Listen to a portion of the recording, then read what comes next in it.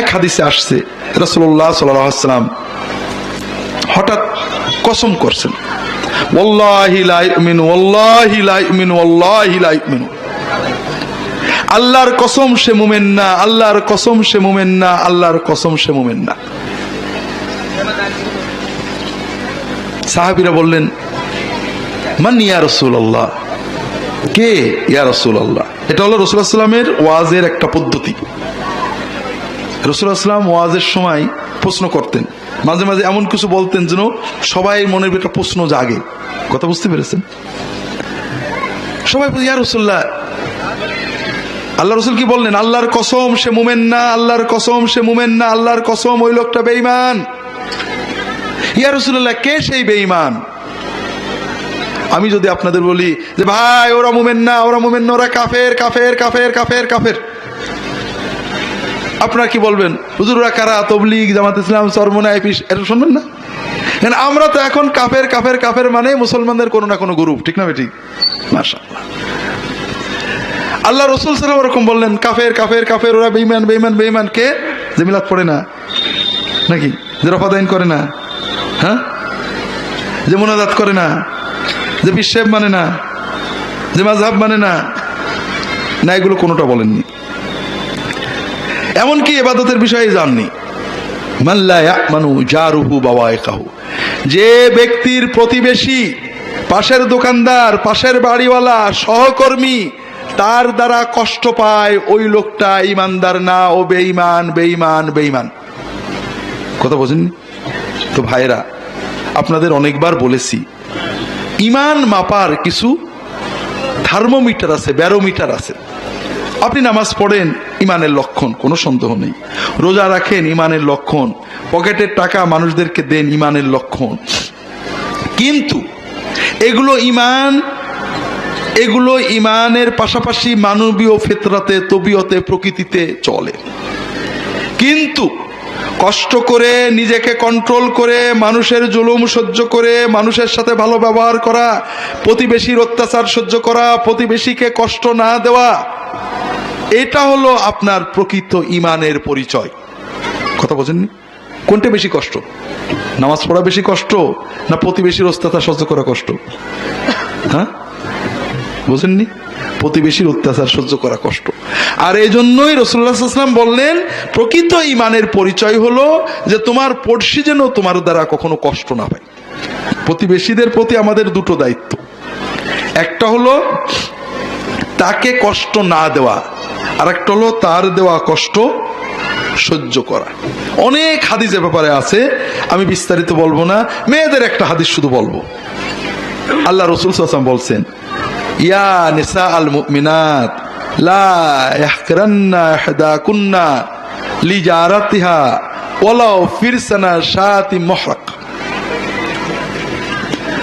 হে মুমিন মেয়েরা, মুসলমান মেয়েরা, শোনো, তোমরা তোমাদের পড়শি মহিলাদেরকে হাদিয়া দেওয়ার ব্যাপারে কোনো অবহেলা করবে না। যদি তোমার বাড়িতে সামান্য একটু পায়া, গরুর ছাগলের পায়া, যাতে গোশত নেই, এটাও রান্না হয়, পারলে যদি পারো একটা পায়া তোমার ভাবিকে, প্রতিবেশীকে দিতে, তাও দেবে। এটাকে তোমরা অবহেলা করবে না। তার মানে প্রতিবেশীরা পরস্পরে পরস্পর খোঁজ খবর নেবে, সহযোগিতা করবে, হাদিয়া দেবে, নিজের বাড়িতে ভালো রান্না হলে একটু পাশের বাড়িতে দেবে। এটা ইসলামের নির্দেশ। কথাকে বুঝতে পেরেছেন? আমরা বর্তমানে এখানে দুই ক্যাটাগরিতে ভুগি। একটা হলো কেউ যদি অল্প স্বল্প কিছু দেয়, যাকে দেওয়া হয় বলে খাইতে পাই না, মনে আমরা কোনদিন খাইনি তাই দেশে। এটা ইমানের লক্ষণ না। আপনি যে খান, না খেয়ে যে থাকেন না, এটা পাড়াপড়শি জানে না, জানে না। কাজে আপনি খাননি এই জন্য দিইনি, তারা খাচ্ছে, তাদের ভালো লেগেছে, এই জন্য আপনাকে দিয়েছে, আল্লাহর হুকুম তাই দিয়েছে। কাজেই প্রতিবেশী যদি কিছু দেয়, এটাকে শ্রদ্ধার সাথে নিতে হবে।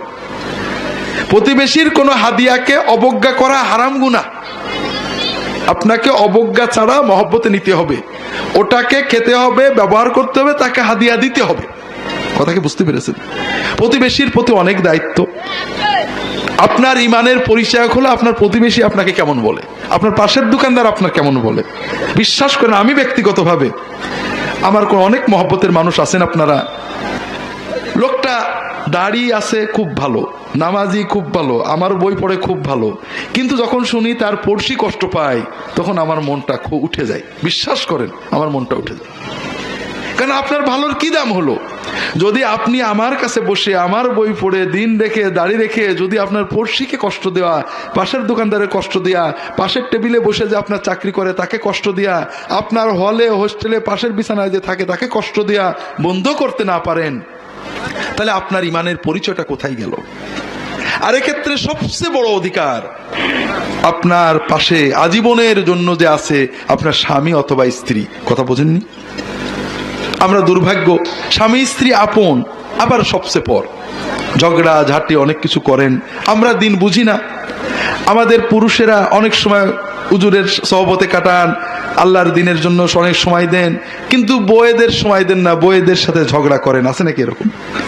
আল্লাহর দিনের জন্য 1 বছর পরিশ্রম করা, নফল পরিশ্রম করার চেয়ে বউয়ের জন্য 1 ঘন্টা খাটাখাটনি করে একটা শাড়ির টাকা আয় করলে অনেক বেশি সওয়াব হয়। বউয়ের সাথে ইয়ারকি মারা ইবাদত, বউয়ের সাথে খাওয়া ইবাদত, বাড়িতে বউয়ের সাথে কাজকামে সহায়তা করাও ইবাদত। আবার আমাদের দেশের মহিলারা শবে বরাত শবে কদর পালন করেন, মাশাআল্লাহ অনেক নফল ইবাদত করেন, কিন্তু স্বামীর সাথে ঝগড়া করেন, অল্প কিছুতেই স্বামী তোমার বাড়িতে কিছু পেলাম না, জীবন ভোর কষ্ট দিলে ইত্যাদি কথা বলে। আছে না নেই? আছে। অথচ সবচেয়ে বড় অন্যায় হলো স্বামীর নাশকরি। স্বামী অনেক অন্যায় করে, কিন্তু আপনার স্বামীকে আপনার জন্য জীবনে মোটেই কষ্ট করেনি। হয়তো তার সীমাবদ্ধতা আছে, কিন্তু আপনার স্বামী আপনার সামাজিক প্রোটেকশন, আপনার অর্থনৈতিক সেবা দিচ্ছে, আপনার আত্মীয় স্বজন পারিবারিক জীবনে আপনার জন্য প্রোটেকশন হয়ে রয়েছেন, আপনার জন্য আয় করছে, আপনার জন্য বাজার করছে, আপনার জন্য কর্ম করছে। আপনি এগুলো একটু মূল্যায়ন করলেন না? আল্লাহ রাসূল সাল্লাল্লাহু আলাইহি ওয়াসাল্লাম বলছেন, লা ইয়ানদুরুল্লাহু ইলা ইমরাতিন লা তাশকুরু লিজাওজিহা ওয়া হিয়া লা তাস্তাগনি আনহা। একজন মহিলা স্ত্রী তার স্বামী থেকে বাঁচতে পারেন না, স্বামী না থাকলে তার চলে না, স্বামীর সেবার তিনি মুখাপেক্ষী, তারপরও স্বামীর প্রতি কৃতজ্ঞ নন। আল্লাহ অকৃতজ্ঞ স্ত্রীর দিকে তাকান না। আপনি শবে বরাত করে কি করবেন? আল্লাহ তো তাকানইনি।